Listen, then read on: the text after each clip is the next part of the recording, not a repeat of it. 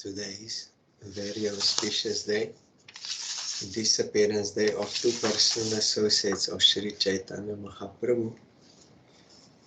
One is Srila Mahesh Pandit. Our Gurudev wrote their biographies.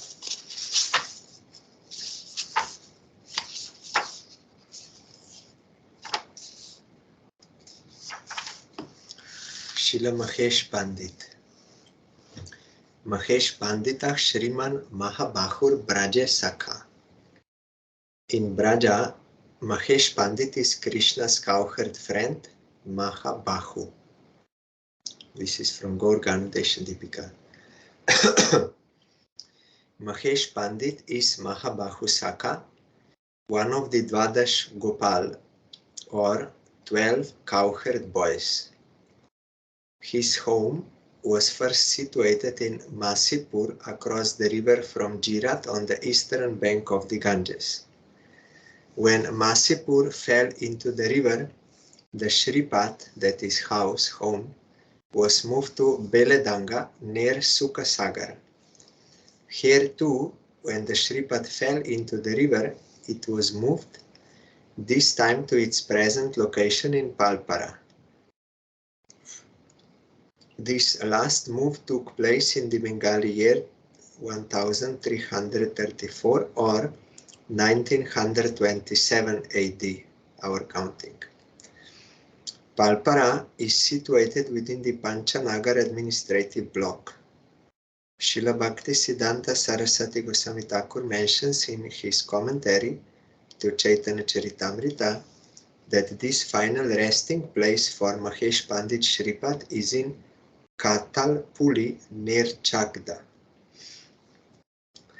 Mahesh Pandit is considered to be a branch of both Nityananda Prabhu and Chaitanya Mahaprabhu. Some people say that he was the youngest brother of Jagadish Pandit, whose Shripat is in Jashra. According to this opinion, there were 3 brothers in the family, Jagadish, Hiranya and Mahesh. Mahesh Pandit Shripat house, home, is a small construction in the style of an ordinary residential building. It houses Gaur Nityananda Prabhu deities, as well as Sri Gopinath, Madan Mohan, Radha Govinda and Shalagram Shila. In front of the temple building is a memorial to Mahesh Pandit, his Pushpa Samadhi. Sri Mahesh Pandit participated in the Chira Dadi Mahotsav in Panihati, after which he followed Nityananda Prabhu to Saptagram. That was the festival of Raghunath Das Goswami. He served all chipped rice and yogurt. So Mahesh Pandit was at that time in the preaching party of Nityananda Prabhu. He was present in Kardaha when Narottam Das Thakur came there to pay a visit. Kardaha is where Nityananda Prabhu was living while his married life with Boshuda and Jannava in Kardaha. With great affection, Mahesh Pandit bade farewell to Narottam Thakur and became sad in his separation. This is from Bhakti Ratnakara.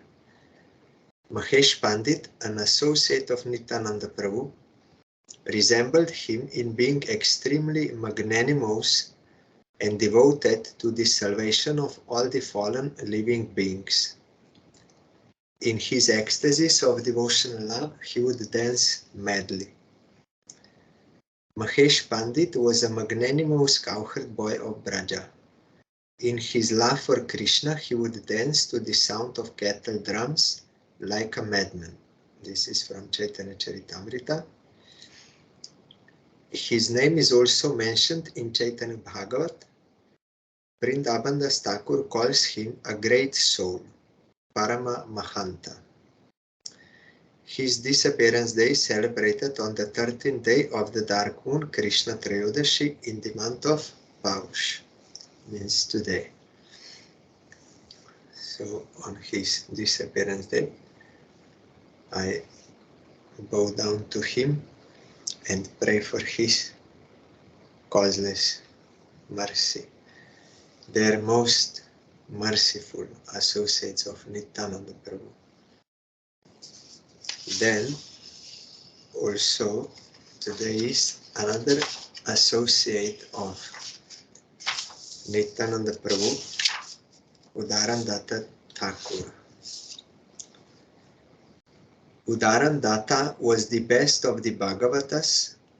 He served Nityananda Prabhu's lotus feet in every way possible. Chaitanya Charitamrita. Whenever the Supreme Lord Nandanandan Shri Krishna adopts the devotional mood and bodily luster of Srimati Radharani in order to become Shri Krishna Chaitanya in the house of Shri Jagannath Mishra in Sridham Mayapur, he is always accompanied by his eternal associates who join him to enrich his pastimes. Thus, Krishna's primary expansion, or Prakash, Baladev, accepts the attitude of a devotee as Shri Nityananda Prabhu, appearing in Ekachakra village in order to embellish Mahaprabhu's Leela. He too has his entourage of personal confidantes who descend to this earth to assist him in playing his role. Nityananda Prabhu is Baladev Tattva. He is none other than Lord Shesha, the source of the three Purusha avatars, Mahashankarshan's causal form, or Mool Shankarshan. His chief companions are known as the Dvadasha Gopalas, or 12 cowherds. Thus it is stated in the Gaur Ganodesh Dipika, Subahur yo braje gopo data udaranakyaka. The cowherd named Subahu became Uddharan Datta, Saka in Vrindavan. Uddharan Datta Thakur is thus one of the 12 Gopals. In order to assist Nityananda Prabhu's pastimes, he appeared in the town of Saptagram in the year 1481, 5 years prior to Mahaprabhu. Saptagram is in the Hubli district near the Trishbiga railway station. His parents were named Shrikar and Bhadravati, and they belonged to the gold merchant class. Any caste in which a Vaishnava appears is holy. The earth itself is blessed by the appearance of a Vaishnava, and his or her mother has achieved the perfection of motherhood. Vrindavan Das has written, Nityananda Prabhu remained a few days in Kardaha and then went on to Saptagram with his troop of associates. The Lord stayed at the home of the fortunate Uddharan Datta on the banks of the Triveni. Completely surrendered to the feet of Nityananda Prabhu, Uddharan Datta worshipped him without any false pretense. The entire caste of gold merchants was purified by the presence of Uddharan Datta in its midst. Of this there can be no doubt. Worshipped him without any false pretense means sincerely, really for the satisfaction of Nityananda Prabhu, not outwardly showing some service, but for some own interest. That is pretended service. It is not actual. But because he is his personal associate from Vrindavan, he was fully surrendered and really he served him, and he purified all that community of gold merchants. Jati kul sop nirartak janaite, janmai leno horidase mlecha kulete. In order to show that one's caste and family background are completely irrelevant, Haridas Thakur took birth in an outcast family. So Vaishnav can appear, here it is further stated, Shri Krishna Chaitanya and Nityananda Prabhu wanted to teach that a great devotee may appear in any family, in any caste, and so they had some of their devotees take birth in such households. One who takes birth in a low-class family is not disqualified from performing devotional service, nor is one who is born in a pure high-class Brahminical family automatically qualified for such service. Whoever engages in the worship of the Lord is a great person. One who does not worship is rejected. Chaitanya Charitamrita. Also we see, like yesterday I told, biological sons of Advaita Acharya, 6 he had. But 3 of them became devotees of Chaitanya Mahaprabhu, 3 of them did not.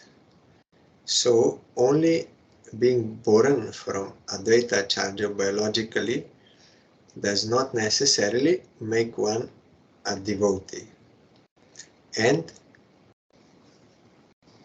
someone may be born in some other low caste or even outcast, mlecha, like we Westerners.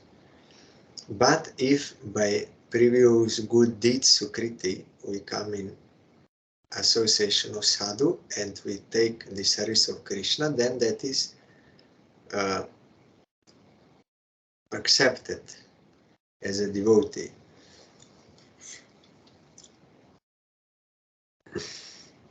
Whoever engages in the worship of the Lord is a great person. One who does not worship is rejected, irregardless of his biological birth. Chaitanya Charitamrita. Arche Vishnu Shiladir Gurushu Naramatir Vaishnava Jati Budir Vishnurva Vaishnavanam Kalimala Matane Pada Tirtem Bum Budih. Shri Vishnu Namni Mantre Sakala Kalusha He Shabda Samanya Budir Vishnu Sarveshwaresha Tat Itara Samadir Yasya Va Naraki Saha.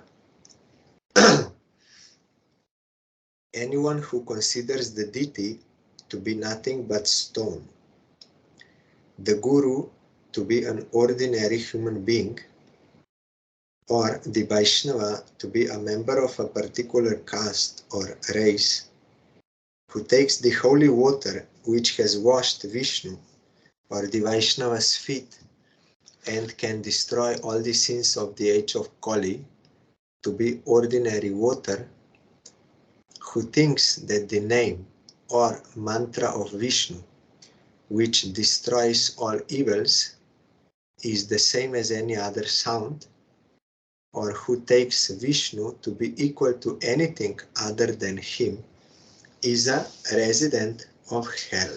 This is from Padma Purana. Of course, here it means bona fide deity, bona fide guru, bona fide Vaishnava, bona fide Charanamrita, mantra, name. It is this because Abhiram Thakur, one associate of also Nityananda Prabhu, he showed this to the world. If he saw some deity, he bowed down. And if that deity was not real deity, Krishna is not present, then that deity would be reduced to powder. It would break. Because some try to cheat people. They show some statue and they say this is Krishna deity. They are making business to get money donation like this. Then some are gurus, professional gurus.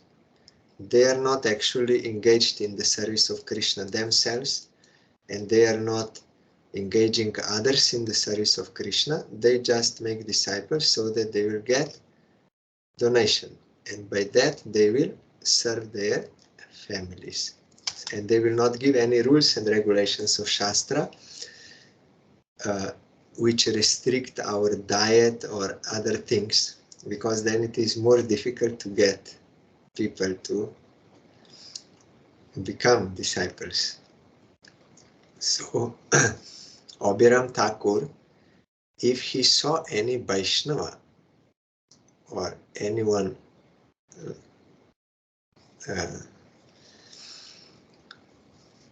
presenting himself as a guru, then he would bow down to him. If he was a cheater, only wearing tulsi and this tilak and like this, but for what purpose? For getting money and respect from others. So if he was such a cheater, then he would die by the obeisance of Abhiram Thakur. So it was also shown that there may be imposters or cheaters. And about Diti and mantra also, mantra you have to get from a realized soul or name. Not everyone can give, because this is not ordinary sound. It is transcendental sound. It can descend only to a surrendered soul and sincere aspirant. You cannot catch mantra or name by your own effort. And Charanamrita also, all this has to be bona fide. And if someone does not have faith in them, he perceives as something material, then he is a resident of hell. Means he's in misconception of self, and he is undergoing this material existence of suffering. Anyone who sees a Vaishnava in terms of his material birth is destined for a hellish existence. Subahu, means Uddharan, Subahu took birth in a family of gold merchants. But this does not mean that he was a gold merchant. He was an eternal associate of the Lord beyond the material qualities. One cannot understand the underlying nature or ontological aspect of the Lord and his devotees by using the gross and subtle material senses. One can only get a superficial understanding of their morphological or external aspect. With these non-eternal senses, we cannot perceive eternal reality.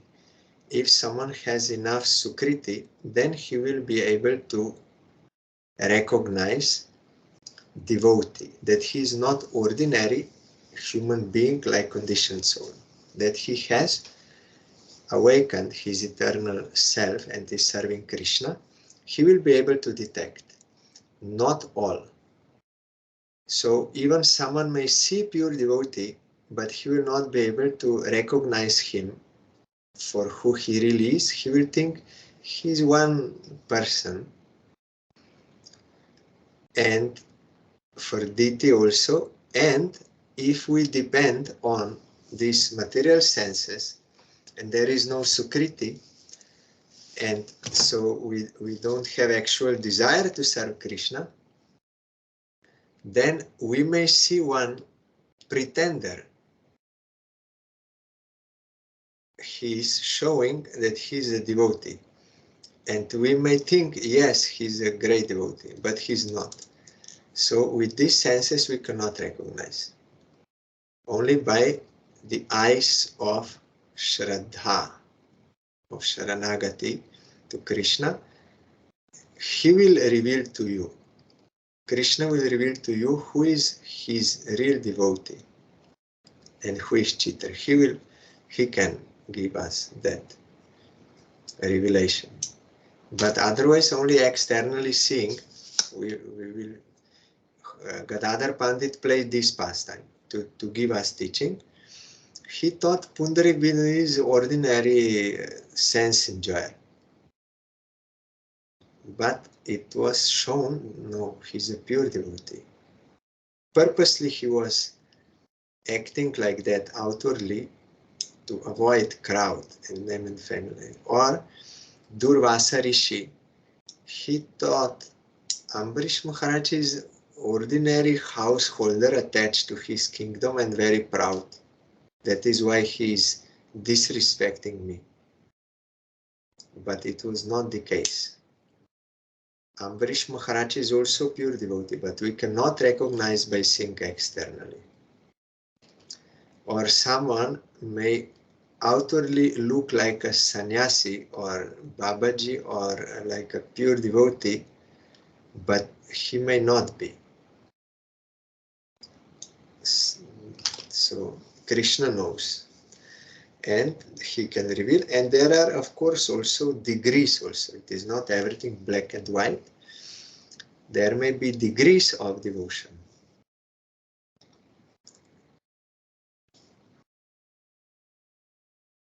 The true nature of the devotee and the Supreme Lord is revealed to the surrendered heart.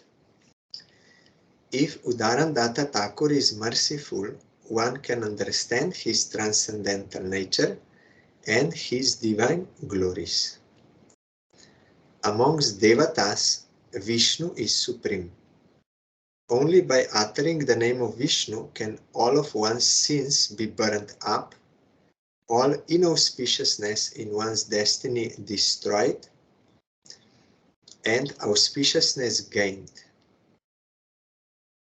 And the liberation also you can get from Vishnu. Only from him, not from anyone else. A single utterance of the name of Rama equals 1,000 repetitions of the name of Vishnu. Rama Rameti Rameti Rame Rame Manorame Sahasra Nama Bistulyam Rama Nama Varaname. Shiva told, O sweet-faced Durga, I take great pleasure in chanting the names of Ram, Ram, Ram. A single utterance of the name of Ram is equivalent to recital of the 1,000 names of Vishnu. Padma Puran. Because rasa is more in Ram Lila. Sahasra Namnam Punyanam Trira Vritya tu Yatpalam Eka Vritya tu Krishnasya Namekam Tat Prayachati. The fruits of 3 recitations of the 1,000 names of Lord Vishnu are attained by a single utterance of the name of Krishna. Brahmanda Puran, Laghu Bhagavatamrita, Chaitanya Charitamrita. Because rasa is more in Krishna than in Ram.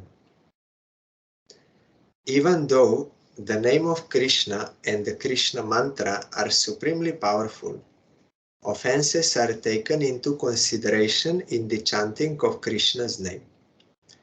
Even the glow of the holy name, Nama Bhas, can destroy all sins and give one liberation. Nevertheless, if one commits offenses, the benefits of Nama Bhas are lost. Lord Krishna withholds his mercy from the offensive person. This is by Vishwanath Chakravarti Thakur explained in Madhurya Kadambini also, how Krishna name is always all powerful, but why we do not see the effect? Because Krishna withholds his mercy from such a person. But he can regain that mercy also if he rectifies. That is also explained there. Because this Krishna name is not some ordinary sound you can just control like material objects. No, that is superior to us and he has his own free will. We cannot exploit him. He has his own will. So he can withhold his mercy. and effect. The difference between a sin, pap, and an offense, aparat, is the following. An improper act committed toward a conditioned, embodied being is a sin, whereas a similar improper act committed toward Vishnu or the Vaishnava is an offense. An offense has greater consequences than a sin. Like an animal, if you kill cow, it is more sinful than if you kill a dog, because it is more elevated. So like that, if you do any harm to Vaishnava or deity of Vishnu, it is more wrong. You will get higher punishment. It is more wrong because they are more elevated.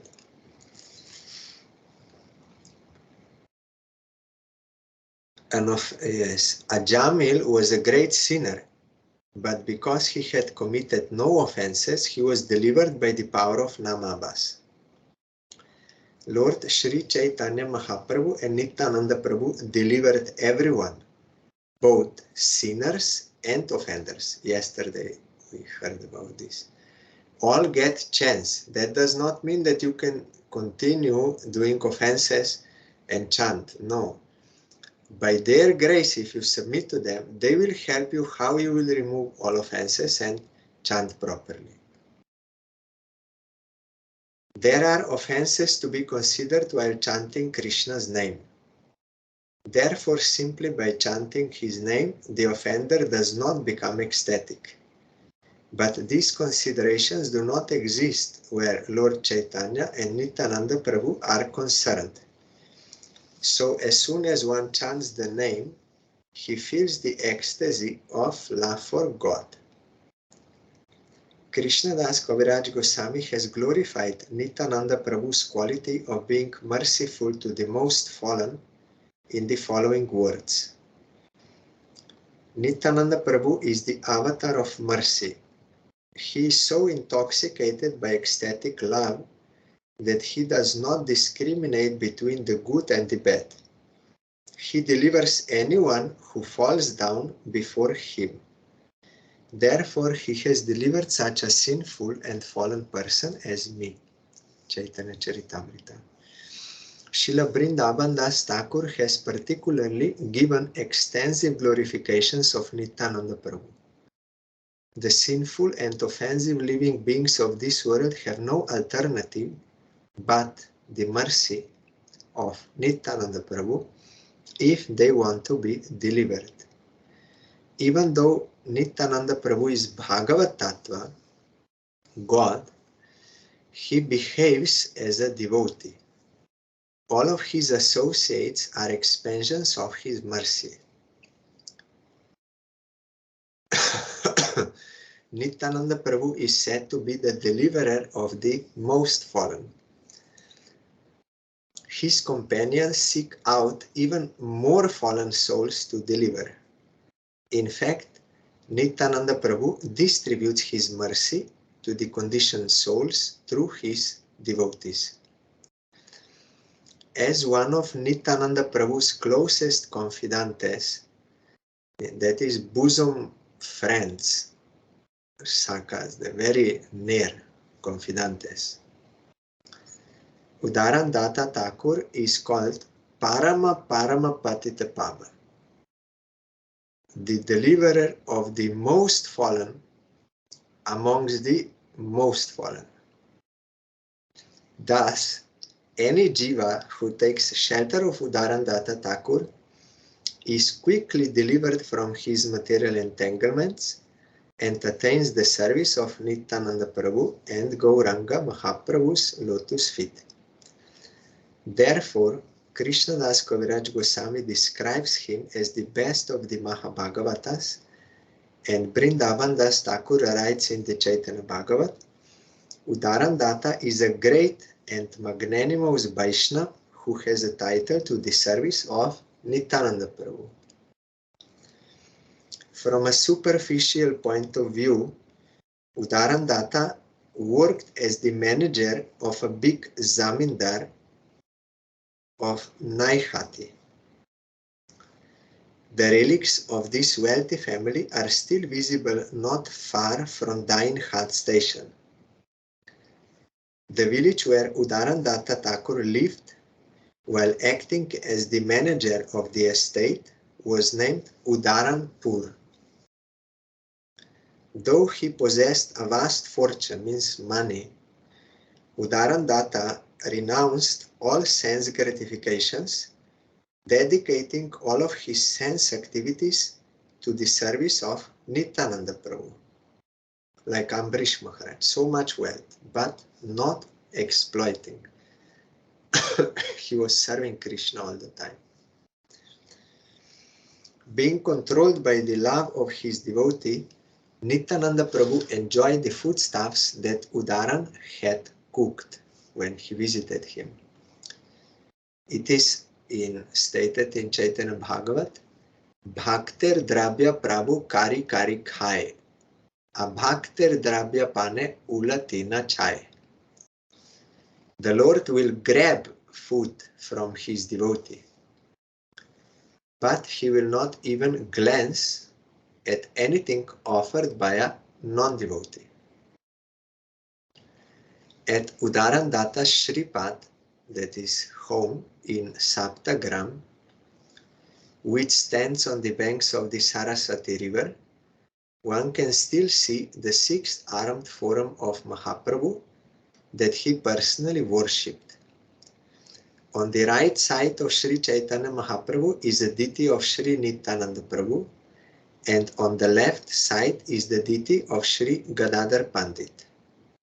On another altar are the deities of Radha Govinda and a Shalagram Shila, and below the throne is a picture of Sri Uddharan Datta Thakur.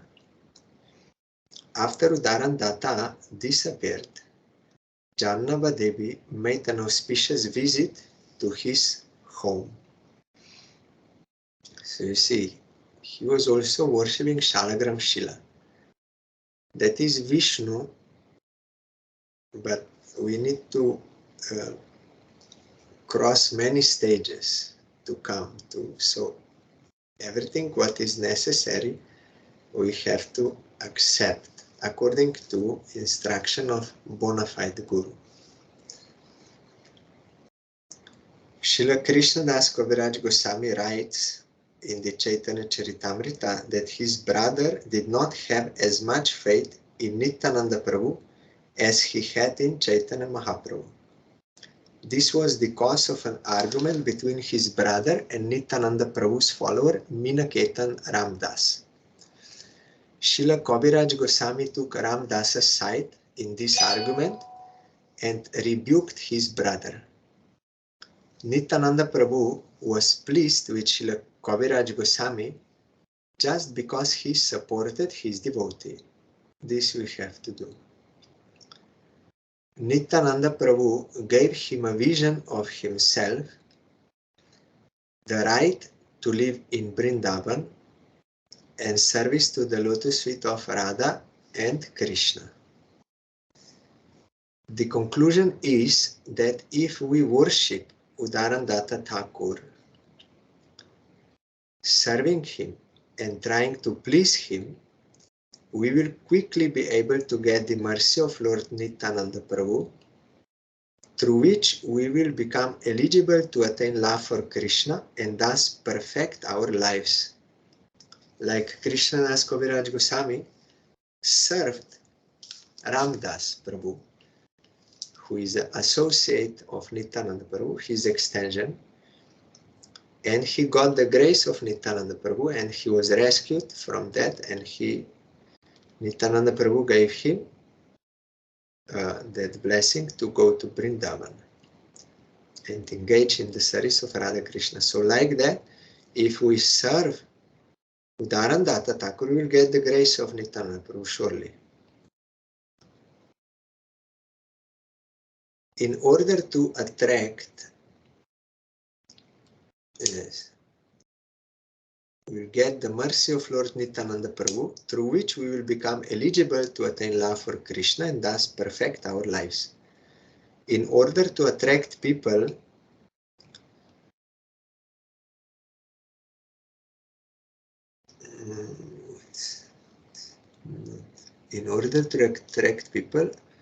allow them to benefit from Uddharan Datta's Shripad.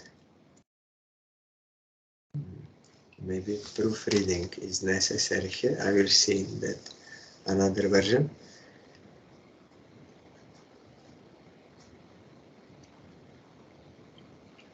It is necessary to make repairs to the buildings on the site.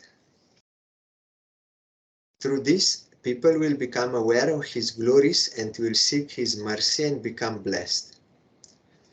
If one makes an effort to serve, the object of worship will give the commensurate power to serve. Means Gurudev here encouraged that we should give some service to renovate, to repair that Uddharan Datta Thakur's house, that will be service to him, and other souls, they will be attracted to that place, and through that they will hear the glories of Uddharan Datta Thakur and thereby glories of Nityananda Prabhu and Mahaprabhu, and they will be blessed. So this is also one kind of seva we have to do. And if one makes an effort to serve, the object of worship will give the commensurate power to serve. In front of the Saptagram temple, a large hall has been constructed, in front of which is a shady and cool terrace covered by a Madhavi creeper. One thing is, we can give money to construct new temples. That is good. But it is also good to give money to preserve and to repair and to all this, already existing temples. That is also necessary seva. Srinivas Datta Thakur was Uddharan Datta's son. Their descendants have spread into many branches and today live in Kolkata, Hooghly and many other places. Those who have taken birth in this family are doubtlessly very fortunate individuals. We pray that they abandon the superficial illusory family connection and establish their transcendental relation with him and take care of developing the birth site of Sri Uddharan Datta Thakur. Uddharan Datta Thakur left this world in the Shaka year 1463, or our counting 1551, on the Krishna Trayodash in the month of Paush. Also, our Srila A.C. Bhaktivedanta Swami Maharaj, he appeared in the family of descendants of Uddharan Datta Thakur. And he did this. He established spiritual connection with him. Means we have to accept devotion, then we'll get actual benefit.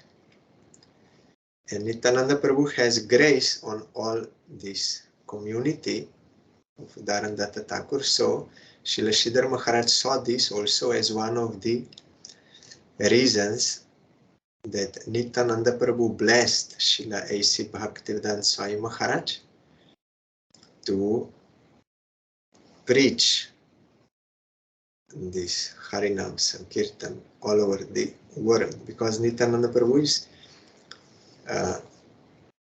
giving this power. He was empowered. So this was also one reason, because he appeared in the family of Uddharan Datta Thakur, descendants directly. So today is Uddharan Datta Thakur's disappearance day.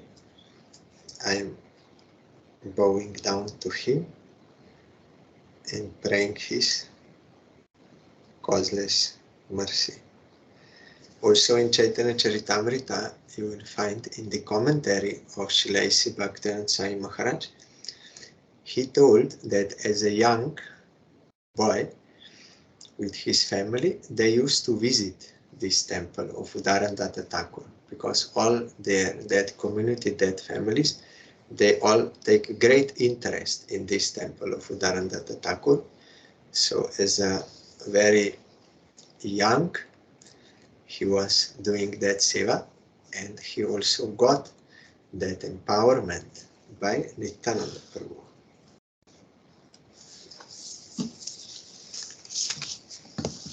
So we are hearing Srimad Bhagavatam. We already heard these verses, so only I will read the translation. Due to this external energy which Vyasadeva saw in his samadhi, the living entity, Jiva, although transcendental to the three modes of material nature, spiritual, but thinks of himself as a material product and thus undergoes the reactions of material miseries. When we become averse to Krishna, then Maya envelopes us and we misidentify with matter. Not that we become matter, we misidentify with matter. We still are eternal. That is why we desire to live eternally. Something temporary cannot have the desire to remain eternally. Something which is without knowledge cannot have desire to know. Something which is not a blissful principle cannot have desire to be happy. These are not the qualities of matter. They are of Atma, and we have that. That is why we have such desires. This is the proof that Jiva is Satchidananda, but very small Satchidananda and servant of Krishna. So if we misuse our relative independence, then Maya will envelope us. Here, in the Swami Maharaj's commentary, the root cause of suffering by the materialistic living beings is pointed out with remedial measures which are to be undertaken, and also the ultimate perfection to be gained. All this is mentioned in this particular verse. The living being is by constitution transcendental to material engagement, but he is now imprisoned by the external energy, and therefore he thinks himself one of the material products. And due to this unholy contact, the pure spiritual entity suffers material miseries under the modes of material nature. The living entity misunderstands himself to be a material product. This means that the present perverted way of thinking, feeling, and willing under material conditions is not natural for him. Jiva has this in nature, thinking, feeling, willing. It is not in the body or mind. But when Jiva contacts this matter, then matter gets this thing, like fire gives that power to burn to iron, but not independently. So our thinking, feeling, and willing in conditioned state is perverted. But there is also pure thinking, feeling, and willing in relation to Krishna when we are in liberated state. Yes, now Sai Maharaj is telling, next sentence. But he has his normal way of thinking, feeling, and willing. This under material condition is not natural, but there exists normal thinking, feeling, willing. Mayavadis, they don't accept. They think this personality is there, Mike, and Brahman has no thinking, willing, nothing. But it is not true. Jiva and Supreme Lord both, they have thinking, feeling, willing, but in normal condition. It is also confirmed in the Bhagavad Gita that the actual knowledge of the conditioned soul is now covered by nescience. Thus, the theory that a living being is absolute impersonal Brahman is refuted herein. This cannot be because the living entity has his own way of thinking in his original unconditional state also. The present conditional state is due to the influence of the external energy, which means that the illusory energy takes the initiative while the Supreme Lord is aloof. The Lord does not desire that a living being be illusioned by external energy. The external energy is aware of this fact, but still she accepts a thankless task of keeping the forgotten soul under illusion by her bewildering influence. The Lord does not interfere with the task of the illusory energy because such performances of the illusory energy are also necessary for reformation of the conditioned soul.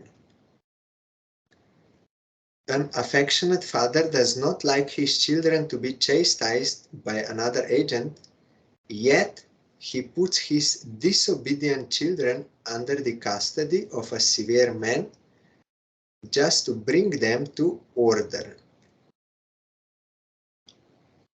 So tomorrow we'll hear further. We have to understand this fact. Disobedient children. Because there is so many misconceptions about this. But we have to hear from realized souls. Not those who read Shastra but try to understand by intellect, or they are not fully realized souls. We have to hear from fully realized souls, and they also give evidences from Shastra if we can see that. Sometimes they cannot see. There is Shastra evidence for this. The Jiva is disobedient. And is disobedient. There is evidence in Shastra for this. So tomorrow I can try to remember that.